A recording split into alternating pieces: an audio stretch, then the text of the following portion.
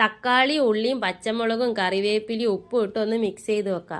സവാള എടുക്കാൻ പാടില്ല, കുഞ്ഞുള്ളി തന്നെ എടുത്താലേ അതിൻ്റെ ടേസ്റ്റ് ഉണ്ടാവുള്ളൂ. നന്നായി മിക്സ് ചെയ്തതിന് ശേഷം അതിൽ നിന്നൊരു തക്കാളീൻ്റെ ഉള്ളീൻ്റെ ഒക്കെ വെള്ളം വരും, അതുവരെ നല്ലോണം മിക്സ് ചെയ്യുക.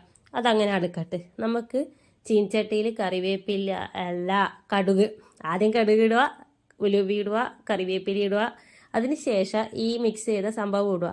അതും കൂടി ഇടുമ്പോൾ ഒരു പുകമയ. ഞാൻ വെച്ച് എല്ലാം കൂടി കരിഞ്ഞിട്ടില്ല.